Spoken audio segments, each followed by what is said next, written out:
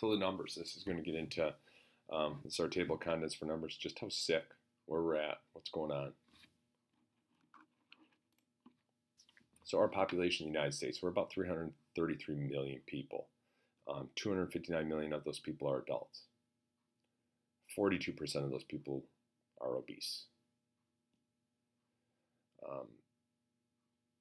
Of the 259 million adults, 87 million are obese and suffering from metabolic syndrome. Strangely enough, oddly enough, 60 million of those people who are not obese are suffering from metabolic syndrome. So what really, I think this kind of, makes me think, we're all the same, but we're different, right? Like we're all metabolically, for the most part, we function very similarly, and there's going to be some different things going on in the body that makes us a little more unique to each person. So this tells me that there's a sect of the population that is able to deal with the ultra-processed foods, and they do not, or for the current time period, they are not producing that increase in adipose tissue or fat cells, but they are still suffering all of the metabolic issues. They're still suffering from, hypertension, high triglycerides. They're still having those issues. So if you're eating an ultra-processed food diet, you might not become obese, but there's just no way to get away from the health consequences. 6 in 10 American adults, 60% of U.S. adults have at least one chronic disease. 4 in 10 have 2. We can do better. These chronic diseases, heart disease, cancer, stroke, kidney diseases, lung diseases, diabetes, cognitive functioning diseases, Alzheimer's, dementia, Parkinson's, right? Sick kids, chronic conditions affecting kids, autism, obesity, kidney and liver diseases, depression, anxiety, allergies, asthma, a whole host of them. 50% of children are now suffering from these diseases. 54%. In 1960, less than 2% of children had a chronic disease severe enough to interfere with their life. Less than 2% pre-1960. 54% now.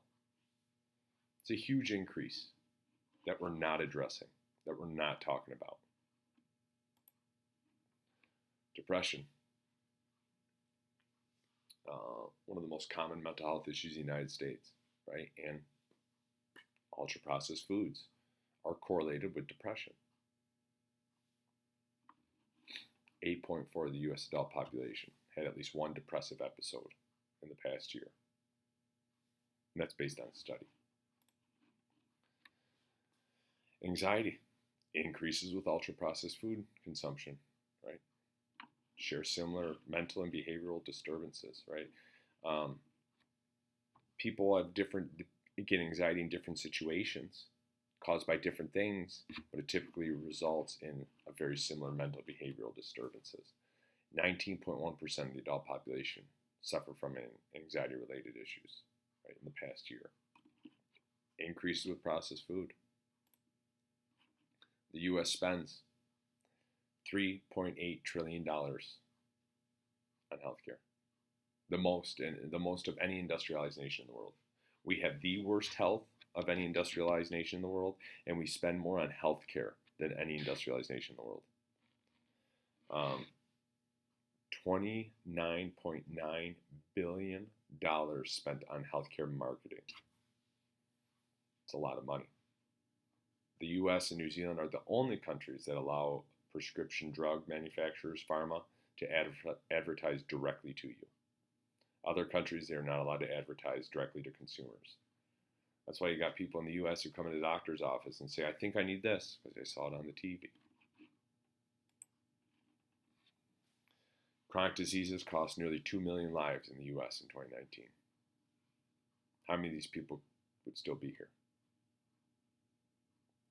The United States has the highest maternal death rate in the industrialized world, the highest infant death rate in the industrialized world, and the highest chronic disease death rate in the industrialized world. What are we doing with our women and children? Why is it not safe for mom and baby in the United States? Why is no one doing anything to address this? Why is this not being talked about? Why is this not the number one issue? The life expectancy in the U.S. has decreased for the past 2 years, 2020 and 2021.